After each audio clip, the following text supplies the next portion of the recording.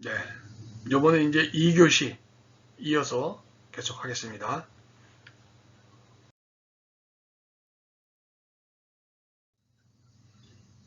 아까 뭐 했어요? 우리가 사회 서비스의 컨셉 학습했죠? 또 사회 서비스가 등장하는 배경에 대해서 또 봤죠.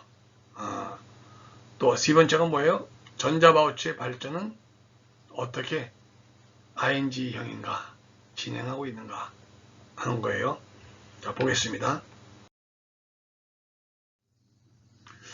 자, 전자바우처 사업이 이야기가 중복되는 내용이 또 나오는데, 그래도 보게 되면은 언제 시작됐다 그랬어요?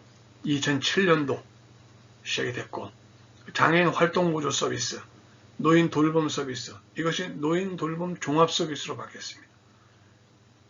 그 지역사회 투자 사업 서비스가 최초로 도입됐는데 연도는 2007년도라는 내용을 말씀드렸었고, 이외에도 이제 지역 자율형 사회 서비스 투자 사업으로 산모 신생아에 관한 건강관리 사업, 또 가사간병 방문 지원 사업이 있고, 또 장애 아동 가족 지원 및 임신 출산 진료비 지원이 있고, 청소년 산모 임신 출산 진료비 지원이 시행되고 있다고 했습니다. 그래서 살펴 쭉 봤죠, 우리가? 노인 돌봄 종합 서비스, 노인 단기 가사 서비스, 또는 치매 환자 가족 휴가 지원 서비스, 장애인 활동 지원, 시도 추가 지원 서비스 등을 봤었습니다.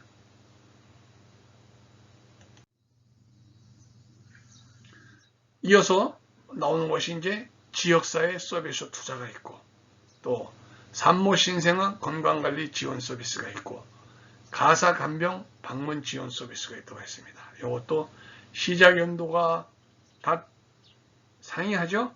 지역사회 서비스 투자는 07년도 8월, 산모 신생아 건강관리 지원은 08년도 2월, 또 가사간병 방문 지원은 08년도 9월. 그리고 대상은 어떻게 되느냐? 자, 지역사회 서비스 투자는 사업별로 상이합니다. 그리고 산모 신생아 건강관리 지원 서비스는 출산 가정이 대상입니다.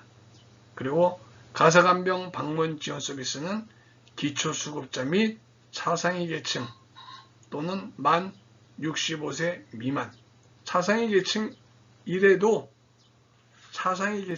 만 65세가 미만이 돼야 돼요. 그런 경우에 있어서 지역사회 서비스 투자는 선정 기준이 전국가구 평균소득 100% 이하입니다. 노인 장애인 대상 사업의 경우는 120% 이하라고 합니다. 지원 수준은 지역사회 서비스 투자는 어느 정도 지원 수준을 합니까? 사업별로 상이하죠. 월 1에서 월 20회까지 다양합니다. 또 본인 부담금은 어떻게 돼요? 이것도 사업별로 상이하죠. 서로 틀리다는 얘기예요. 그리고 산모 신생아 건강관리 지원 서비스는 대상이 누구예요? 산모니까 신생아 출산 가정이죠. 출산 가정이 아닌데 산모 신생아 건강관리 지원 사업 서비스 대상이 될 수 있나요? 그건 없죠. 이런 경우에 있어가지고 선정 기준은 어떻게 합니다? 전국가구 월평균 소득의 65% 이하, 이런 정도 선정 기준이 쭉 있고, 지원 수준은 어느 정도냐? 물론 등급에 따라서 다 상이하고, 또 이것도 기관별 상이하다는 얘기입니다. 자, 가사간병 방문 지원 서비스는 대상이 누구예요? 기초수급자 및 차상위 계층, 임에 만 65세 미만이라고 했죠. 선정 기준이 어떻게 돼요? 국기초 생활보장 수급자 및 국기초 생활보장 수급자와 앤드 차상위 계층 중 가사 간병이 필요한 자. 아니, 국기초 생활 대상자고 차상위 계층이고 만 65세 미만인데, 그럼에도 조건이 다 필요 충분 조건이 맞았음에도 불구하고 간병이 필요하지 않는데 이게 대상이 되나요? 아니죠.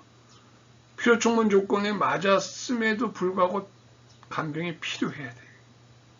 필요하지 않는데 여기 대상될 수는 없죠. 지원 수준이 어떻게 돼요? 월 뭐 24, 27시간 뭐 이렇게 되면 다양합니다.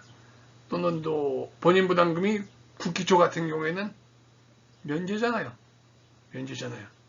면제 이렇게 되고, 이렇게 돼서 우리가 사회서비스 전자바우처 사업이 진행 중에 있다 하는 것을 보면 됩니다.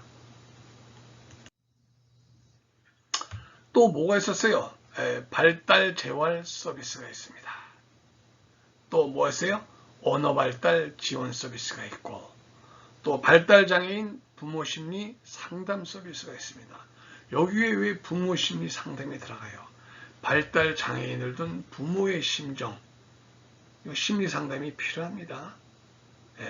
정말 힘들어 하시죠? 심리 상담을 받아야 됩니다. 자, 보겠습니다. 장애아동 가족 지원 서비스예요. 사업명이.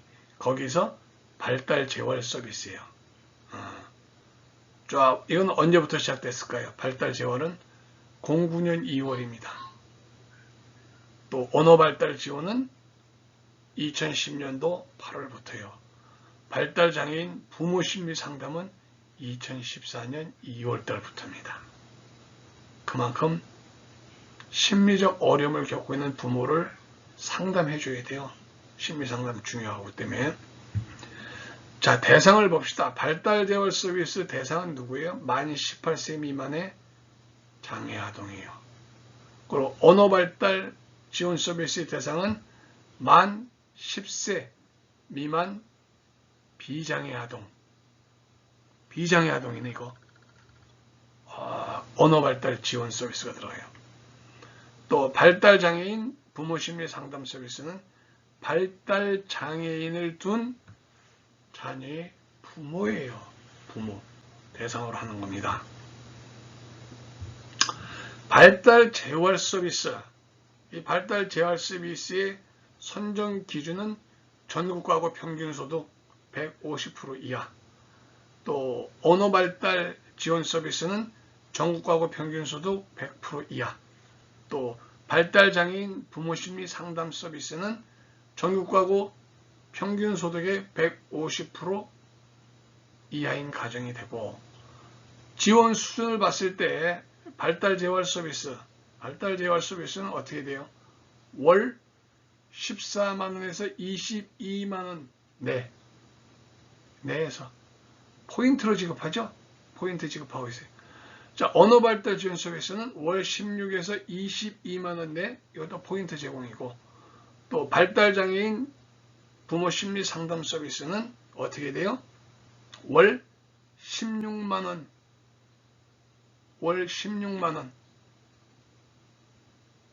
포인트로 지급합니다. 이렇게 합니다. 그리고 여기 나오는 본인 부담금은 어떻게 돼요? 발달 재활 서비스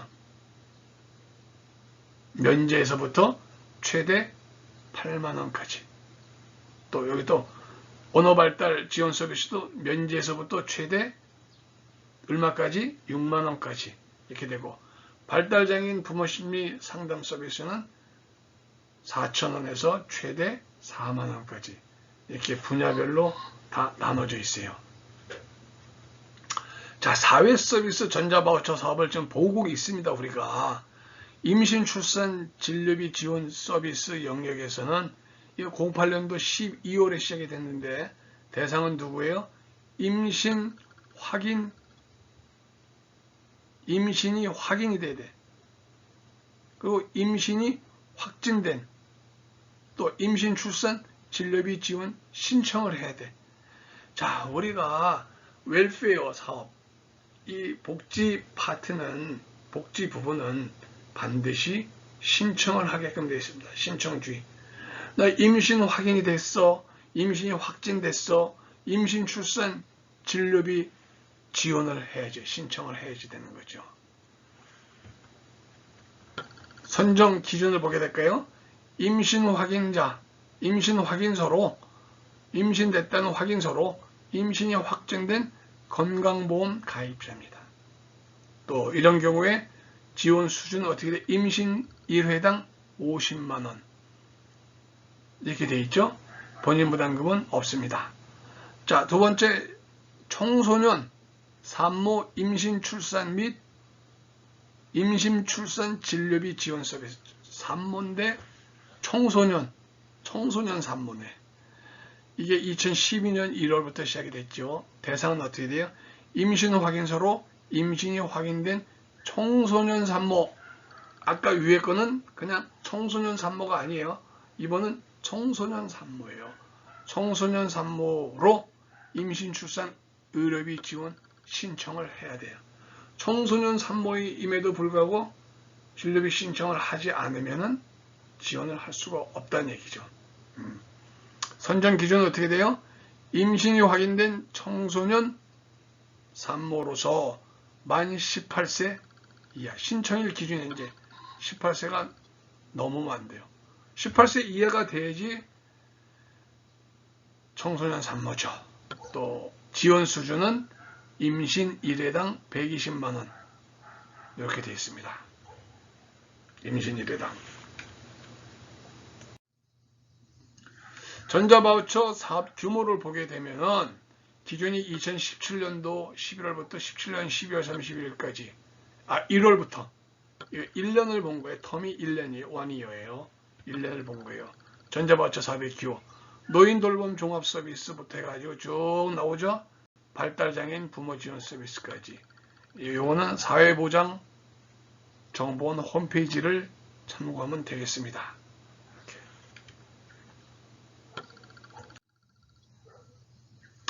장애인 복지 관련 전자 바우처를 보게 되면은 장애인 활동 지원이 있고 또 발달 재활 서비스가 있고 또 장애아 가족 양육 지원 서비스가 있고 발달 장애인 부모 상담 지원 서비스가 있습니다. 이렇게 구분해 놨지만은 다 장애인 관련해서 어려움을 겪고 있는 분들한테 제공되는 복지 서비스 전자 바우처 사업입니다. 전자 바우처죠. 그래서 장애인 활동 지원의 지원 대상은 어떻게 되며 지원 내용은 뭔가 장애인 활동 지원 서비스를 보게 되면은 지원 대상이 뭐예요? 만 6세에서 만 64세 장애인 복지법상 등록된 1, 3급 장애인 중에 활동 지원 인정조사표에 의한 방문조사 결과 220점 이상인 자, 이분이 해당이 된다고 합니다. 활동보조, 장애인 활동 지원이잖아요. 지원 내용은 뭐예요? 기본급여, 등급별 월 50만원에서 127만원까지 등급별 차등이 되어 있죠. 50만 6천원. 또 추가급여, 독거 여부, 출산 여부, 취업 및 취약 여부 등의 생활 환경에 따라서 월 10만 8천원에서 293만 8천원까지 추가급여 제공이 가능하다고 합니다. 이렇게 장애인 활동 지원, 또 장애 발달 재활 서비스, 또 장애아 가족 양육 지원, 또 발달장애인 부모 상담 지원 등이 지원 대상과 지원 내용이 구분되어 있으니까 이것도 한 번씩 확인해서